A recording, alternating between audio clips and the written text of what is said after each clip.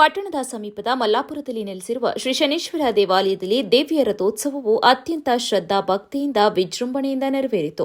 ಬೇಲೂರಿನ ಬೆಸ್ಟಮ್ಮನವರ ಕೆರೆ ಕೋಡಿಯಲ್ಲಿ ನೆಲೆಸಿರುವ ಪುರಾಣ ಪ್ರಸಿದ್ಧ ಶ್ರೀ ಶನೇಶ್ವರ ಸ್ವಾಮಿ ದೇವಾಲಯದ ರಥೋತ್ಸವವು ಭಕ್ತಿಪೂರ್ಣ ವಾತಾವರಣದಲ್ಲಿ ಜರುಗಿತು. ಮುಂಜಾನೆಯಿಂದಲೇ ಗಂಗಾ ಪೂಜೆ, ಮಹಾಭಿಷೇಕ, ಹೋಮ ಹಾಗೂ ಪಂಚಾಮೃತಾಭಿಷೇಕ ನೆರವೇರಿಸಲಾಯಿತು. ಬಳಿಕ ಮಧ್ಯಾಹ್ನ 1 ಗಂಟೆಗೆ ವೃಷಭ ಲಗ್ನದಲ್ಲಿ ರಥೋತ್ಸವಕ್ಕೆ ಚಾಲನೆ ಕೂಡ ನೀಡಲಾಯಿತು. ಇದಕ್ಕೂ ಮುನ್ನ ಮಲ್ಲಾಪುರ ಗ್ರಾಮಸ್ಥರು ಹೂವಿನ ಹಾರಗಳೊಂದಿಗೆ ವಿವಿಧ ಕಲಾತಂಡಗಳ ಮೆರವಣಿಗೆಯ ಮೂಲಕ ದೇವಾಲಯಕ್ಕೆ ಆಗಮಿಸಿದರು. ವಿಶೇಷ ಪೂಜೆ ಸಲ್ಲಿಸಿ ಬಾಳೆಕಂದು ಕಡಿದ ನಂತರ ರಥೋತ್ಸವ ಆರಂಭಿಸಲಾಯಿತು.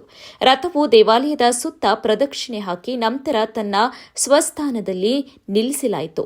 ಈ ಸಂದರ್ಭದಲ್ಲಿ ಮಾತನಾಡಿದ ಶ್ರೀ ಶನೇಶ್ವರ ಚಾರಿಟಬಲ್ ಟ್ರಸ್ಟ್ ಅಧ್ಯಕ್ಷ ಬಿಡಿ ಚಂದ್ರೇಗೌಡ ಅವರು 1956ನೇ ಇಸ್ವಿಯಿಂದ ನಮ್ಮ ಪೂರ್ವಿಕರು ಪ್ರಾರಂಭಿಸಿದ ಈ ರಥೋತ್ಸವ ಪರಂಪರೆ ಇಂದಿಗೂ ಮುಂದುವರೆದಿದೆ. ನಮ್ಮ ತಾಲೂಕಿನಲ್ಲಿ ಮೊದಲು ಇಲ್ಲಿ ರಥೋತ್ಸವ ನಡೆದು ನಂತರ ಶ್ರೀ ಚನ್ನಕೇಶವ ಸ್ವಾಮಿ ರಥೋತ್ಸವ ನಡೆಯುವುದು ಸಂಪ್ರದಾಯವಾಗಿದೆ.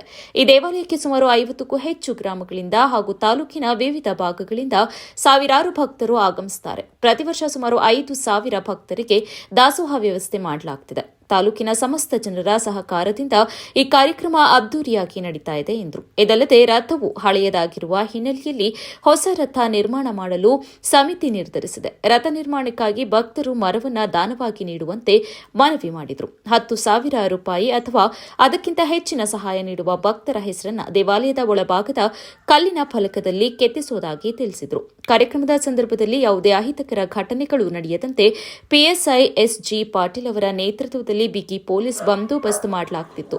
ಈ ಸಂದರ್ಭದಲ್ಲಿ ಸಮಿತಿಯ ಕಾರ್ಯದರ್ಶಿ HM Dayanand, UT Krishnamurthy, Ramesh, Prakash, Dharmegowda, MA Nagaraju, Huvamma Basavaraju, Saganegowda, ಪುರಸಭೆ ಸದಸ್ಯ ಜಗದೀಶ್, ಉಮೇಶ್ ಕೋಳಿಶಿವು, ಈರೇಗೌಡ ಸೇರಿದಂತೆ ಇತರರು ಹಾಜರಿದ್ದರು.